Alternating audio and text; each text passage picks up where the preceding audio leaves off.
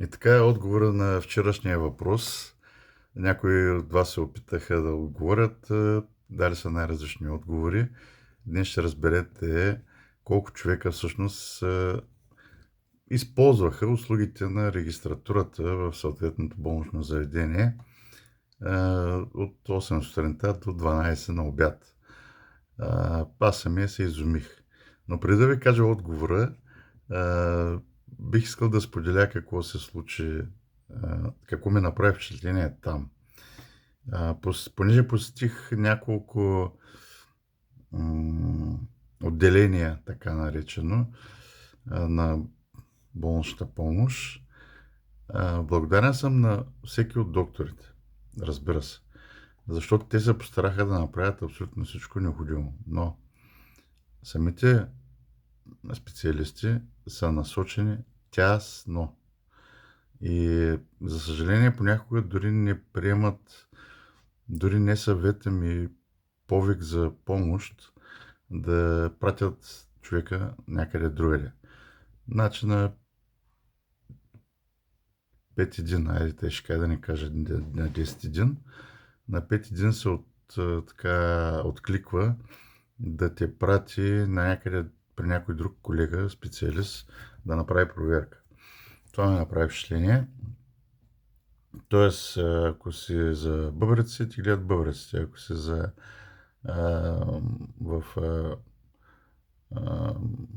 за бели доброве, ти гледат белите доброве. Ако си за сърце, ти гледат сърцето. И някакси ни поглеждат в страни.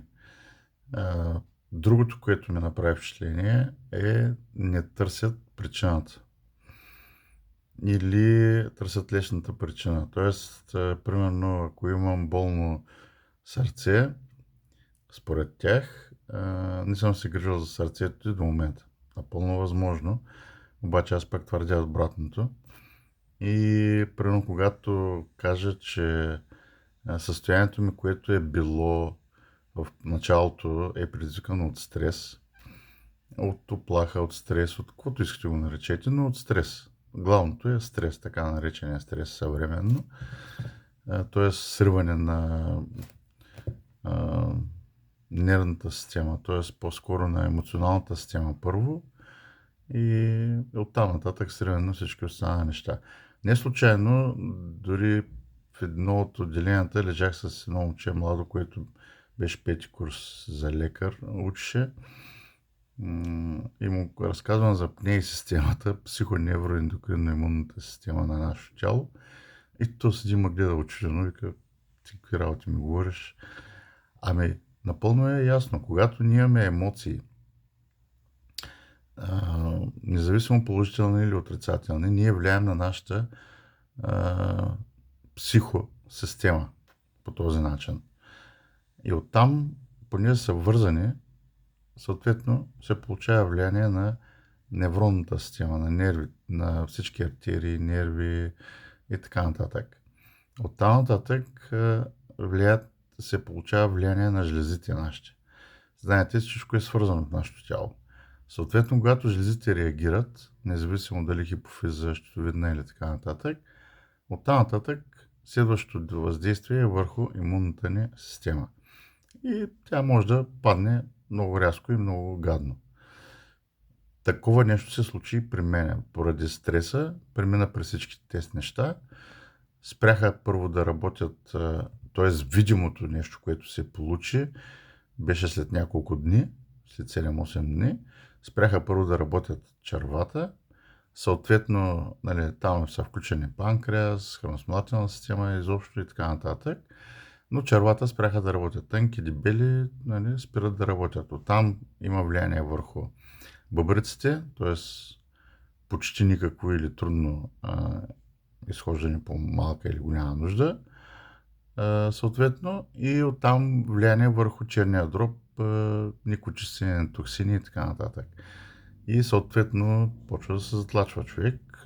Задържах вода в огромни количества по цялото тяло и поради това, че се получи подуване и на корема от задържаните течности, съответно диафрагмата се повдига нагоре и става натиск върху сърцето и то се чуди какво да прави. Нали? Става чудо. И съответно аз така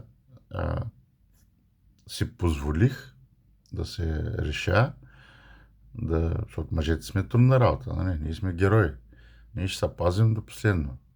До последно, когато видях в очите на един мой приятел лекар неговата оплаха, че се случва най-лошото с мене, нали, тогава реших той да вземе мерки да ме вкара в болница, за което съм благодарен изключително. Както се казва, нали, лекарствата или пък лекарите могат да ти помогнат в жизненно важна ситуация.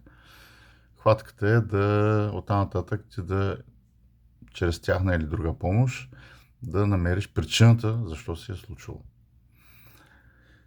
Няма да изпадам в повече подробности.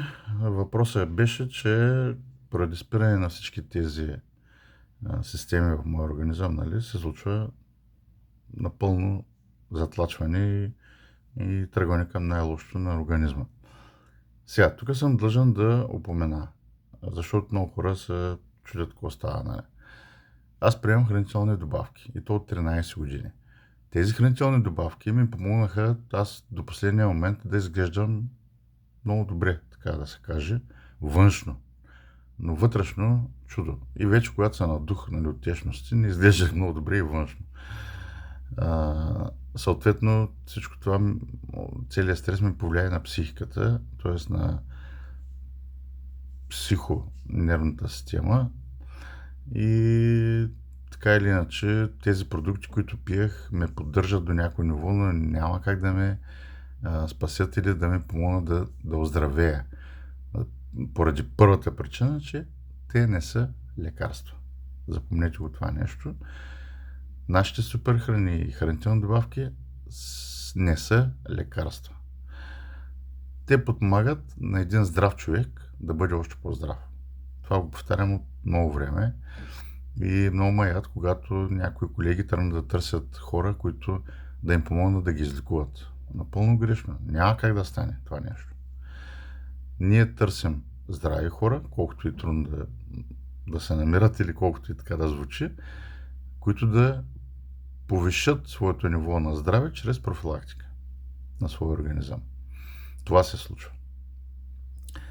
И поради тая причина много хора тръгват да търсят различни начини за подобряване на своето здраве.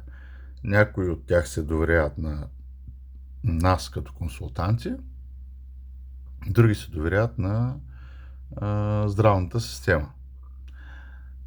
Не случайно аз, когато се чудях как да нарека болнично заведение, мислех да го казва заведение за здраве, но то не е за здраве, то е за болни. Нали. Така че, колко човека според вас влязоха в регистратура от 8 до 12 часа поради различни причини? Кой е за изследвания, кой е за преглед, кой е за назначаване да влезе в болница, поради най-различни причини. Аз се изумих. От 8 до 9 часа влязоха над 200 човека. И това продължи с такива темпове, че в 12 часа през регистратура, ако искате вярвайте, бяха минали 1000 човека в тази болница, в тази регистратура. 1000 човека. Наоколо имаше още много болници. И аз се замислих колко или хиляди човека в София, в цялата страна, минават през регистратура, за да направят някаква манипулация за своето здраве. И колко от другите пък хора, или пък от тези няма значение, биха се доверили на качествен консултант, който да ги пита и да ги разпитва за техния начин на живот, как се хранят, какво мислят, какво говорят, с кой съжителстват и тогава да установят каква е причината, за да е това състояние, което са в момента. И тогава консултанти като мен да ви дадем една възможност да подобрите своето здраве. Или да не ви дадем, защото може да не ви дадем. Но това е вече въпрос на разговор. Ако някой иска да се консултира с мен, съм готов. Хубав усмихнат ден!